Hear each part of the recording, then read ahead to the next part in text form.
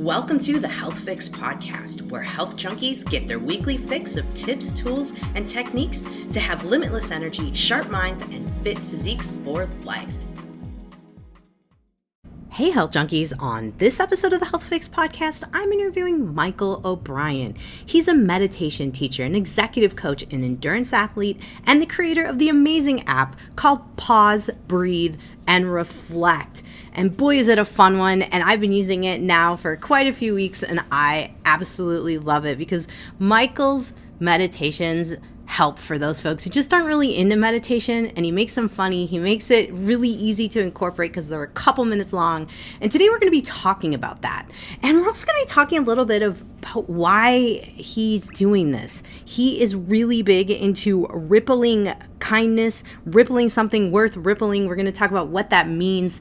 And really, his mission started after he survived a horrific and near-death cycling accident. And interestingly enough, my husband had a similar incident, and so I'm connected to Michael in that way, of course, but the way he's come back from it is impressive, and the mission he's on right now is quite cool. So if you're looking for an app that suits you and you're not quite into meditation, you've dabbled in it, you need something to pause and breathe and reflect with a little bit, and you haven't quite got there, I really want you to listen to this podcast. So let's introduce you to Michael O'Brien. Hey, health junkies. I have Michael O'Brien on today for the Health Fix podcast. And oh my goodness, we are going to be talking about my favorite things: breathing, getting outside, and just really reclaiming your life and just being able to stress less. So Michael, welcome to the Health Fix podcast. Thank you. I'm totally stoked to talk about all that and probably a lot more, but who doesn't love to breathe, right? I mean, we all love to breathe, but I think, if we don't, it gets a little tricky. I've tried to hold my breath and do some of the breath hold training, and it gets interesting, but we don't realize how much that taking a pause really does for our health. Because man, I'll tell you, I am type A. I am one of those people that I'm like, go. If I just 5 more minutes, I'm going to finish it, just 5 more minutes. And I'm like dying. I'm falling asleep. All the things are happening. And I still wasn't. I'm much more productive now, doing a lot less. So obviously you have some experience in this department. Tell us what brought you to this. Was it the accident, or was it you were already learning about these things beforehand? Well, it's a little bit of both. So I've been an athlete really my whole life. So I grew up in upstate New York. So, my dream was to become a professional bowler. Not too many people have said that on your podcast. So I also was like big baseball, but I did all the sports. And so back then I knew the importance of taking a breath. Michael, take a breath before you shoot, whatever it is. That's the advice I'd get from my coaches and my dad. So I knew sort of intellectually that the breath had a way of slowing things down. But as a kid, you don't really totally get it. You're just like, someone's saying, like, take a breath. It really was that accident, but probably more the recovery from the accident, when I knew I had to get my mind right. I had to get my mind healthy, if you will, if I was going to heal my body. So as I got older, I realized, hey, there's a whole mind-body connection, right? They're not two separate things. It's like one big ecosystem. And to your point, like, I like to get stuff done, and I wasn't healing as fast as I thought I should be. I was competitive even in my healing. And I was like, all right, well, how do I speed this along? Because I did want to, I wanted to leave the hospital. I just wanted to feel normal. I wanted to be able to go to the bathroom by myself and take a shower by myself. 2 things I couldn't do in the early phases of my recovery, and really lost all my dignity. So I thought, okay, if I just come to my breath, slow it down, I can quiet the mind and maybe be more intentional about my rehab. And then that can get me out of the hospital. So the first start was like, what can I do to move things along faster? And then I came to realize, like, hey, when you slow down, you get to go a little bit faster. And that was really cool. It's so crazy to fathom that. It really is. How long did it take you to really like solidify like, oh yeah, there is something to this. This isn't just my thought or my idea or something someone kind of planted in my head.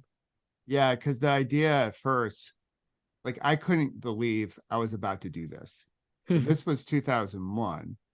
So this was before the internet and before TED and TED.com and people telling you how you should be living, right? On the Right. internet, right? Through memes and image posts and stuff like that. So I knew enough about mindfulness where I thought, well, this is a hippie thing. This is like, woo woo, right? So I'm like, don't tell anyone you're doing this because this doesn't fit your brand, right? And I was just like, I'm going to do it. And I actually picked up pretty early on. It was about a week in when I realized there was something here, right? There was like, oh, this seems to be working. Now, that was just an indicator, like continue with it. The actual benefits of like really sinking into a what I would call a routine mindfulness practice, that took a few months. But after about a week, I was like, huh, there's something here. I feel calmer. I feel less overwhelmed by the totality of my recovery. I'm going to stick with it. And I really started with like bite-sized bits. My mom used to tell me, Michael, smaller bites. I tried to shove all the food in my face all at one time, smaller bites. And so that advice has stayed with me really through time to take small steps that you can do consistently over time. And that's how you build a healthy habit. That makes sense. It makes sense. Just like eating. Now, I think we could probably add that one for a lot of us because, I grew up as an only child, but I have some friends that grew up in families of 11 kids, and they said they had to eat fast because whoever got the plate done first got seconds. Did you grow up with I multiple brothers and sisters? I just had a sister and we didn't really have much of an eating contest, but I would say my pace to eating was I had to finish everything on my plate in order to have dessert, which, Ah, as an adult, I still have this tendency to want to finish everything on my plate. So I've become a little bit wiser just to put less on my plate because I know I'm going to finish everything. But it was a let's wolf everything down because there's dessert waiting for you. And I wanted dessert. I wanted a couple desserts actually. So that's why I decided to eat so fast. Probably not much of a conscious decision. It was more about survival and feasting on the sweets. it's funny how we can convince ourselves of these things, which leads us into really how you connected your breath, your brain, living, mindfully. So I have a question for you. Did you have a brain injury with your accident? I had a severe concussion, but not what someone would call a traumatic brain injury. Mm-hmm. So I was lucky. I think my doctors don't really understand why I didn't have one. Because if you look at the accident photos and you look at photos of me in the ICU, like I had glass on the right side of my face because I went into his windshield after getting hit riding my bike. So glass from my ear to my nose. So that whole right side of the face was all cut up. Had significant bruising around my forehead. Mm. And of course, the helmet just shattered. Mm. So the fact that I didn't have a more significant TBI is quite, it's a miracle. But I did have a pretty significant concussion. Oh man. And that's one of the things that I do find, with bike incidents. Same happened with my husband in terms of him being hit by a truck. In his case, not as severe of injuries as yours, but definitely we do think that there was a good concussion that possibly, wasn't diagnosed fully as a brain injury. But what I found is that after something like this, and for those of you guys who are listening, it doesn't have to be that you had an accident, but there's this point in time where you just get life overwhelms, and it becomes that point where you're like, okay, I got to change. And I would love for you to kind of talk about, because you had said you kind of made that decision. You took about a week to really start getting things going. What was the breaking point in there? Was it the losing the dignity? Was it more just like, I gotta hurry up and get out of here, type A kind of thing? Or was there a switch? Because I think what I'm getting at is trying to help folks with just what they could be looking at in life and going, well, it's time. Yeah, so that's a great question. It's a mixture of a lot of different things. So my overall belief is that the body whispers to you before it really screams. Mm-hmm. So there are a lot of signs I blew past because of my type A go, go, go before my accident, when I believe the universe, Mother Earth, God, whomever you want to pick, was telling me to, hey, slow it down, pretty boy, right? Take it easy. And I was like, no, I got stuff to do. Like, I'm climbing the corporate ladder, I'm doing this, that, and everything. So coming into like the big aha, part of it was like a stew. It was like part of it was overwhelm. Like I want to be rid of the overwhelm. Part of it was just like, I just want to get home. I don't feel dignified. I just want to become normal again. So there was a little bit of that emotion of irritation and frustration. Mm-hmm.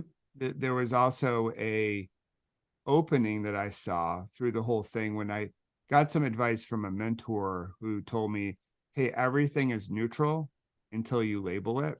You get to choose your label.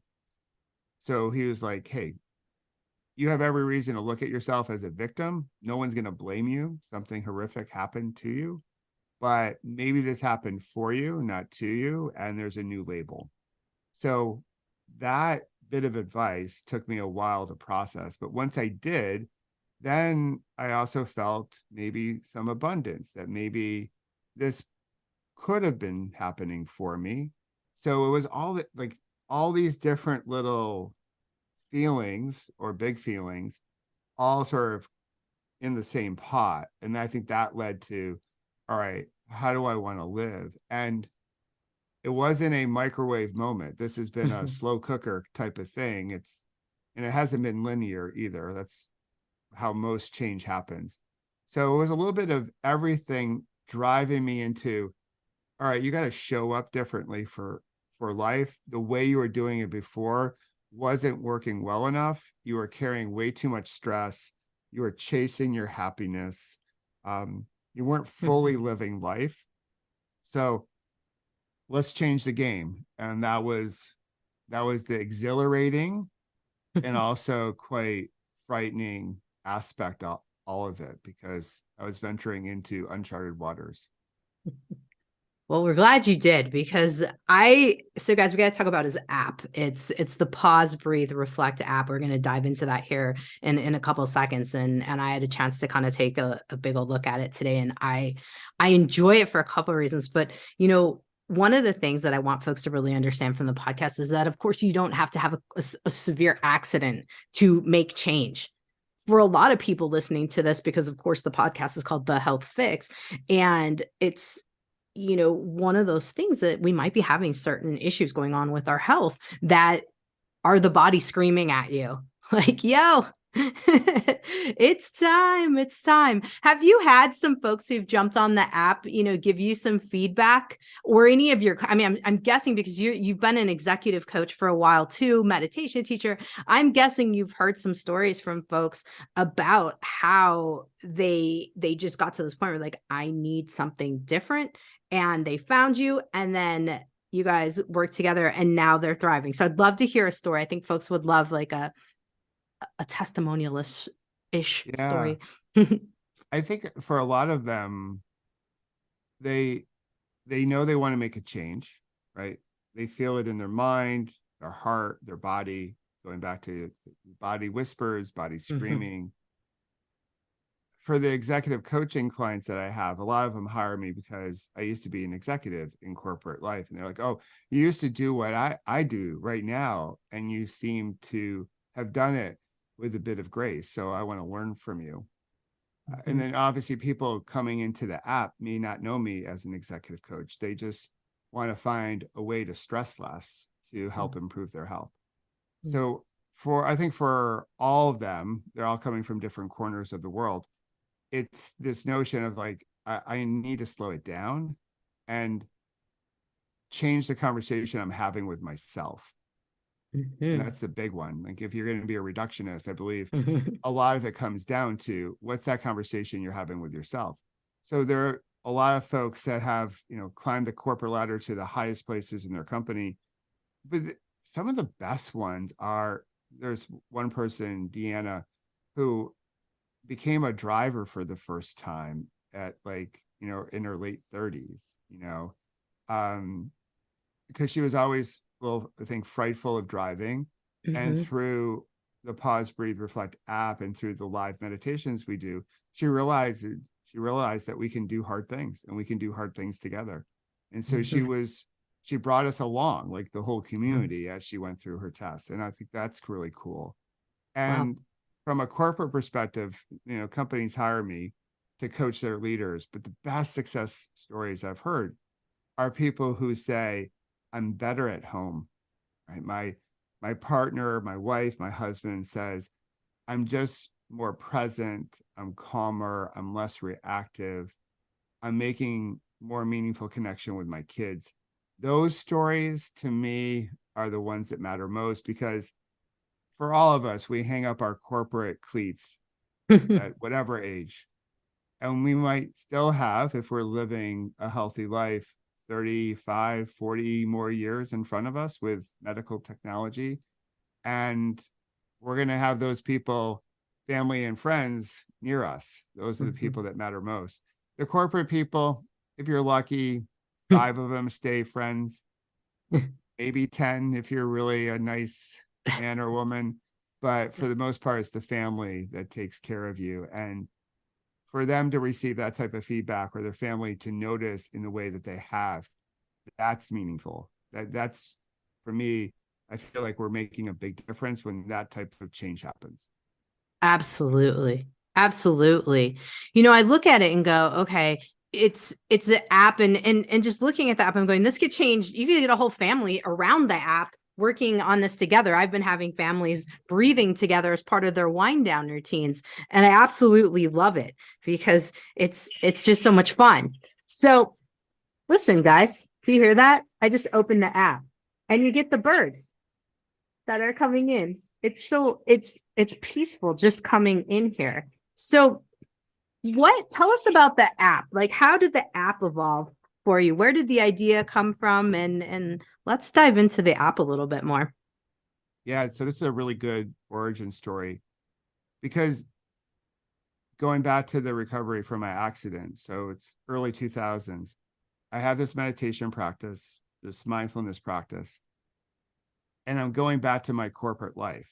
So I'm going back to my old job, but with a different script, a different narrative. But I'm not telling a soul that I'm doing this stuff, because I'm the head of sales and marketing, go out and hunt for food kind of guy, drive, clothes, all that stuff. And I didn't want to bring up this mindfulness thing, where back then people thought it was soft or woo woo, or I was going to lose my edge. So I kept it quiet. But I was just, working my secret sauce and found my way up to the executive suite. And then I left at the end of 2014, 2015. We had a global reorg. I was still with the company, but I was getting a new boss. I didn't want to work for the new boss. So I started my own coaching firm, something I knew I was going to do when I was in the ICU recovering in those first few days from my accident. Wow. And then I started writing about life and leadership and all that jazz. And I started mentioning these pause, breathe, reflect breaks in my blog posts. And I called those moments in the hospital my PBR moment. So you being from Milwaukee will know the reference, right? So I thought, because what I was doing was pausing, connecting with my breath, and then a moment of reflection. How did I want to show up for my rehab? Moment of reflection. What am I grateful for? And I thought it was really clever to call them like PBR breaks. And everyone was like, haha, that's funny. It's the beer. And I'm like, well, it's not really the beer, but if you want to play along that way, cool beans. And so I started writing about pause, breathe, reflect moments. Fast forward to right before the pandemic, my clients would call me up and I would be like, hey, how you doing? They're like, I needed many PBRs today, Michael. And so I knew that was shorthand that I was stressful and they were slowing down and connecting with their breath. Then the pandemic hit, and it really was, in my opinion, a open door to practice mindfulness for the whole dang planet. And Mhm. I started being more and more open about my practice. Nice. And and then teaching. So I went through all my teaching and study of mindfulness, but I really wasn't leading practices in public. And then the social app Clubhouse came up, and Mm, I was like, okay, I'll join it, like a lot of entrepreneurs. And I started leading short practices there. And then within months, we had about 10,000 people in our community. wow. And I was like, wow, okay, there's something here. Then I was like, why am I doing this on Clubhouse's platform? We can just build our own app. So fast forward to 2022, I'm riding my bike across the country to celebrate life and the anniversary of my accident. And we were coming up with the concept of the app and what I wanted the app to be. I wanted you to feel calm and downregulate as soon as you stepped into the app. I wanted to have a lot of nature sound because we're nature, in my opinion. Mhm. And I wanted it to be something different than, say, some of the other apps out there with an over indexing of shorter meditation. So I really built it for busy people who Mhm. claim that they don't have time to meditate. So I'm like, I bet you have a minute. So I'm not going to tell you to wake up 10 minutes earlier in the morning because you're probably already waking up early enough and your morning routine is probably already chock full of stuff. So instead of saying, give me 10 minutes in the morning, I invite people to give themselves 1 minute at a time, 10 times throughout the day. So if you don't have 10 minutes in the morning, but you have 10 times throughout the day where you have a minute to slow it down and connect with your breath. That's why we have a lot of shorter practices on the app. And we also do something where we do a live practice each day during the week. Ooh. Yes, through Zoom, because I think we're thirsty for belonging. We came out of this pandemic. We've all been isolated. Now, Zoom is not in real life, but it's a form of connecting, and it's a way to practice meditation together. And energetically, things change when we sync up our breath.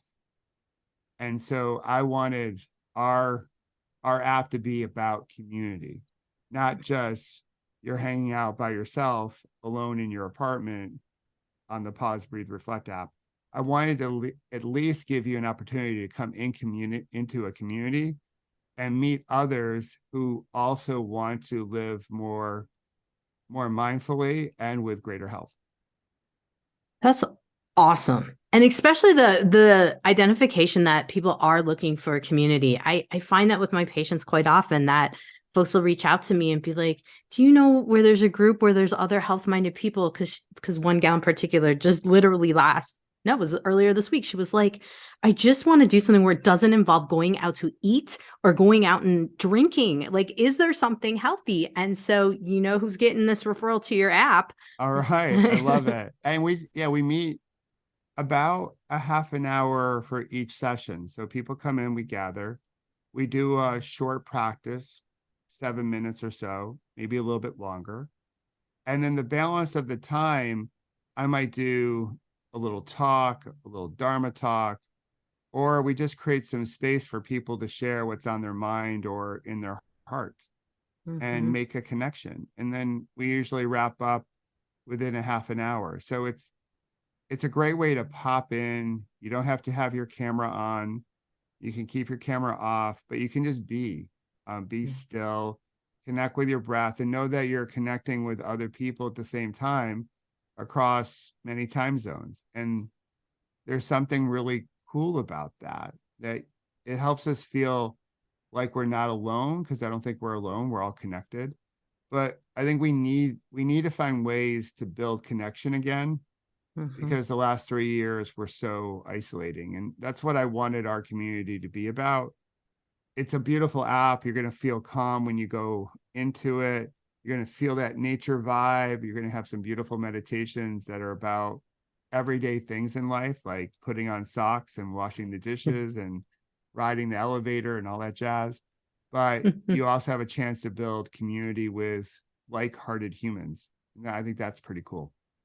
Absolutely. Absolutely. I did find it very relatable when I looked at your 31-day challenge that you had in there, because I'm like, oh, look, breaking bread, look, eating this, because you come from a corporate background. I think a lot of people can resonate, because you get what crazy business, day in the business or in the workplace is like. I've never been in a corporate situation, so I can't relate, but I know that a lot of people will tell me, like you had said, a minute 10 times, but also you interjected little things in that 31-day challenge where I was like, oh, I wouldn't have thought about anything like that. Can you tell us more about that? Yeah. So for Mental Health Awareness Month, we do these ripple challenges. So I grew up in upstate New York, but my Grammy in the mountains grew up. She was in New Hampshire, and so she had this beautiful farmhouse and this pond in back. And when I was younger, I would go there and find stones to skip, like skipping stones, and make ripples on the pond. And I didn't know at the time that was all energy and the analogy to life and all that jazz. I was just having fun making a Guinness Book of World Record attempt in my mind. I thought it's a story, right? And so this whole concept of like rippling something good out into the world, people will hear me say after the end of every meditation, ripple something worth rippling. And so put some goodness into the world. So we do these ripple challenges. And so May is Mental Health Awareness Month, and we take small steps each day that can lead to better mental and physical well-being. So today, as we record this, it's about practicing forgiveness. And it's really not about forgiving someone today. It's just opening the door just 1 degree so you can release a little bit of the blame, a little bit of the juju that we carry around with us when we hold the resentment or the hatred or whatever. So we're taking small steps. On day one, it was simply start the day with a glass of water, right? So small little things that we can all do. And then with the small challenge, we have an affirmation so we can have a nice conversation with ourselves. And we also have a daily meditation. Nice. And so it puts together a nice package, and we do it right on the app. So just like small little steps. And yeah, I believe that everyday life gives us so many moments to practice mindfulness. So I do not believe that you have to have this pristine meditation studio, or you have to go to some exclusive meditation retreat place. Those are great, and I've been to those, but I believe you can drop into a mindful moment in Midtown Manhattan or at work. Like, we got to find micro ways to like weave mindfulness throughout our lives, so people will find a lot of different meditations on the app that just sort of speak to real life, including, for any Princess Bride fans out there, I have a whole meditation on the phrase "have fun storming the castle." Right? So you get a little bit of my sense of humor with the app, but for those that know that movie, that scene is about 2 minutes long, and it speaks to doing something impossible, coming together, conquering self-doubt and imposter syndrome, and pursuing the one thing that's worth pursuing, which is true love, right? So you have a lot of different meditations like that on the app, and then you have traditional ones like unguided body scans, loving kindness, all to help us really develop a practice that can speak to us and make the practice your practice, which is the most important thing if you're going to make it a healthy habit. Absolutely. Absolutely. I love that you've interjected your personality in there. I think a lot of people can relate. I myself as well. And, it's also kind of one of those things where when I look at other meditation style of apps, everything's kind of generic. Yours all have fun names. There's different, things in there that we all can, like you said, personable, you can all relate to. Yeah, I try to do that. People are not going to find a lot of Buddhist underpinnings. There are apps that do that. Really cool. I try to make it pretty mainstream. And if someone's looking for, well, I want a longer practice, I want an app that gives me a 45-minute practice, I want it to be highly spiritual with a lot of Dharma talk and a lot of the Buddhist teachings, I think that's awesome. But Pause, Breathe, Reflect is not going to be your app. If you are a busy professional or you think you can't do this because your mind is all noisy and whatnot, and you're looking for community and you believe in shorter meditations, and you want to have some fun with your practice, then yeah, PBR could be just the app for you and the right type of community. So my feeling is that there are 8 billion people on this planet, and we haven't saturated everyone into a mindfulness practice. So there's got to be a lot of different ways to do this and a lot of different voices. My hope is that one day we'll have 8 billion people all slowing down for a minute each day to pause, breathe, and reflect and be more intentional. And when that happens, I think we'll have a more peaceful world. It'll be kinder and more loving and healthier. And even if we just do a minute a day, that's a lot more than we are currently doing. So we start small and then we build from there. Oh my goodness. Yes. Yes. I hope for this as well. I really do, because that would be so ideal. I think we would have a more loving society, a more caring society, more I guess cohesive. That's probably a good word. Everyone Yeah. kind of getting along situation. Yeah, I'm all in for it. So, one of the things I was thinking about when we first hit record was athletes. I Yes. myself, former one, my husband, the type A, the push, push, push folks, the go, go, go folks, combine that type A plus athlete, and now you have someone that's real hard to wrestle in to using an app.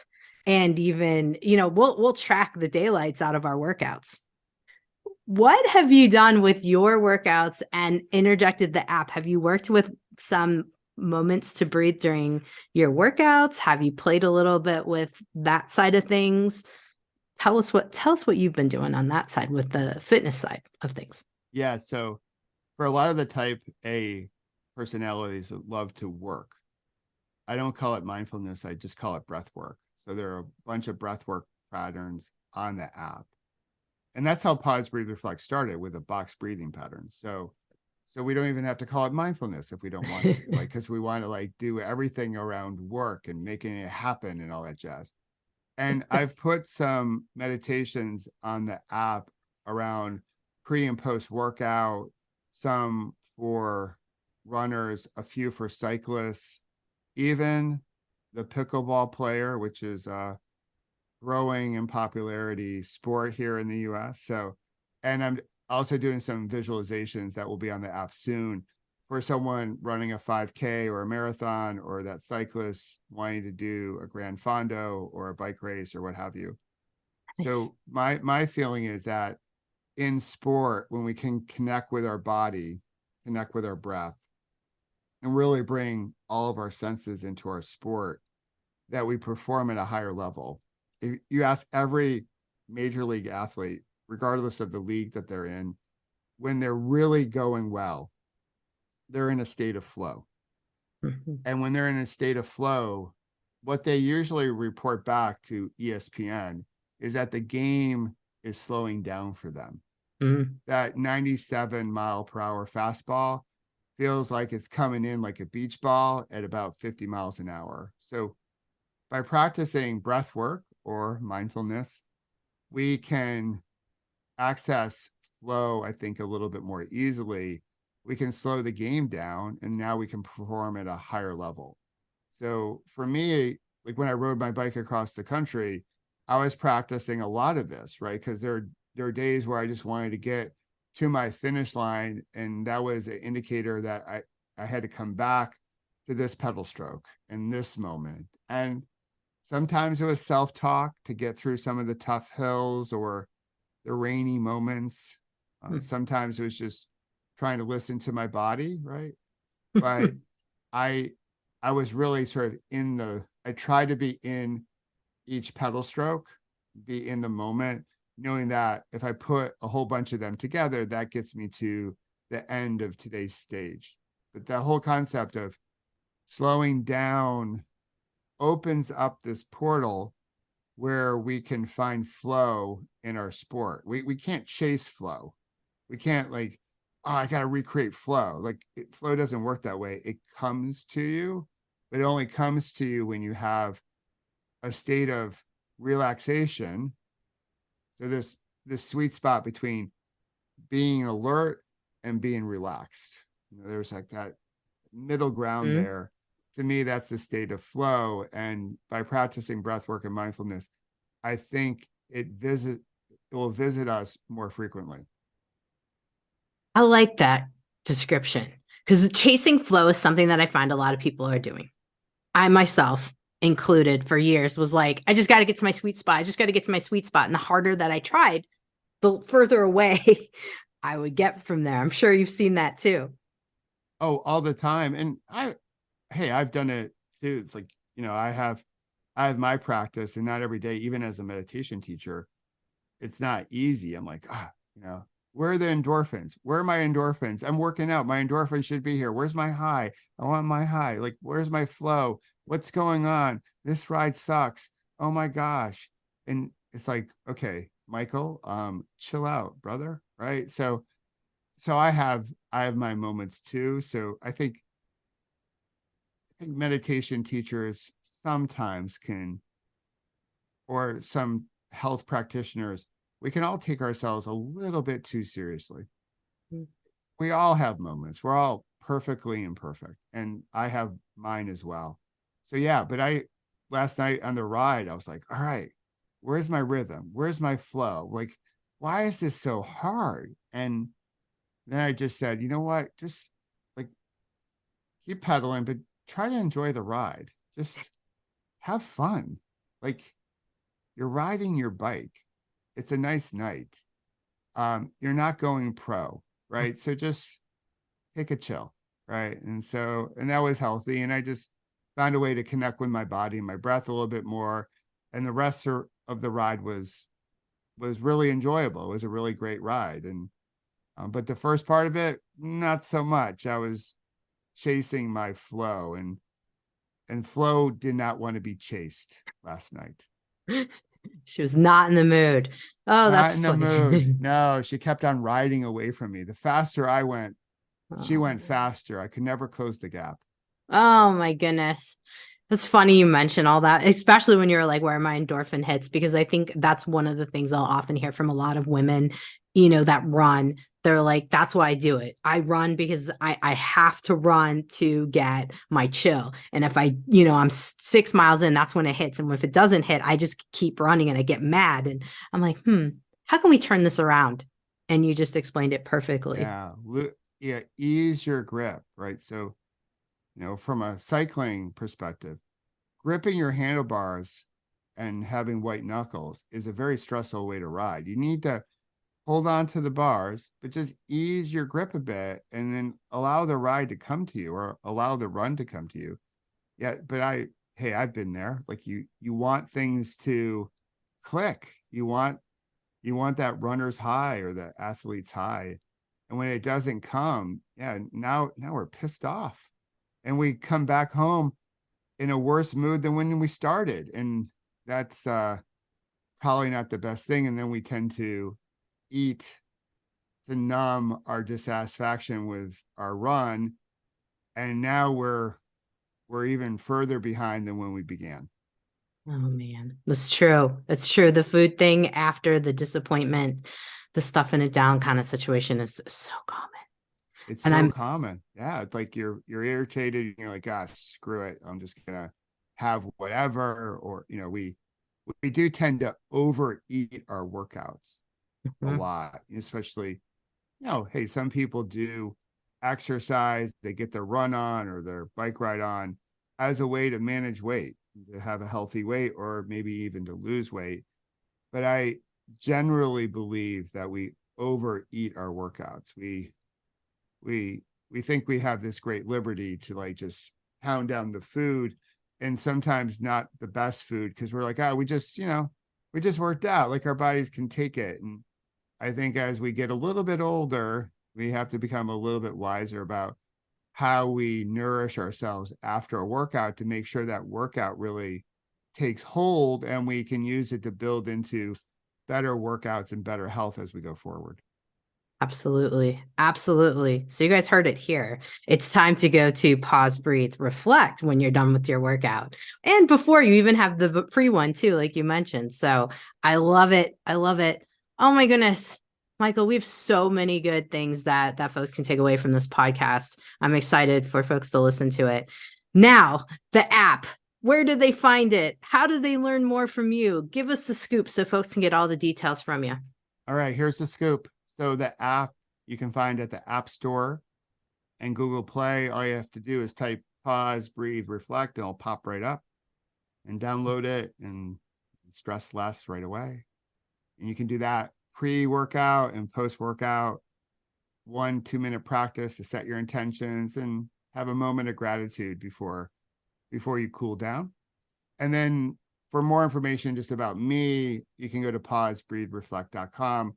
You can read about a little bit more of the story that led to all this, that near-death cycling accident I had that I called my last bad day.